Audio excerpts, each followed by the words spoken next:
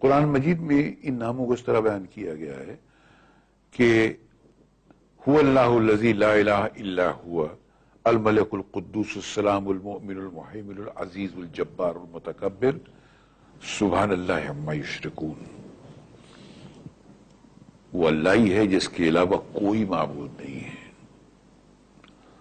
یہ لفظ ہمارے بھائیوں کو سمجھنا بہت ضروری ہے کہ دنیا میں عبادت، کسی کو ماننا، کسی سے کچھ مانگنا، کسی کے سامنے سر جھکانا، وہ صرف اللہ کے لیے ہے.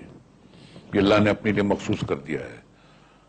تو آپ کوئی ایسا کام مت کیجئے عبادت کا جو کہ صرف اللہ کے لیے مخصوص ہے.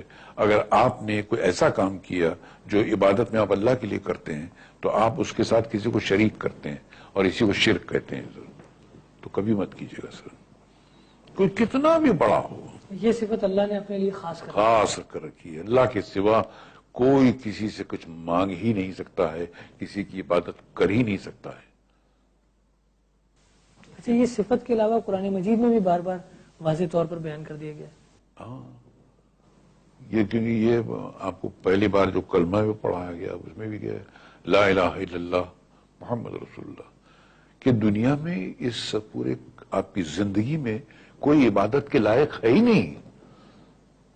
کوئی بادشاہ ہو، کوئی بھی کیسا بھی ہو، پیغمبر ہو، رسول ہو، کچھ بھی ہو، وہ عبادت کے لائق ہے ہی نہیں، صرف اللہ. یہ مخصوص ہے اللہ کے لیے. اور اگر کسی نے بھول سے کسی سے مانگ لیا، کسی کے بارگاہ میں جا کر کچھ مانگ لیا، تو اس نے اس کام میں عبادت کے ڈپارٹمنٹ میں اس کو اللہ کا شریک کر دیا سر. تو پھر اللہ نہیں بخشے گا سر. ارے اللہ تو کیا، اس کے فرشتے نہیں بخشیں گے، وہ پورے جلال میں آ جاتے ہیں اس وقت. اس لیے انسان اپنے آپ کو تباہی سے اگر بچانا چاہتا ہے تو کبھی بھی وہ اللہ کی عبادت میں کسی کو شامل نہ کرے. یہ صاف طور پہ بچ کے رہنے کا طریقہ ہے سر. خاص صاحب، یہاں پر آپ کو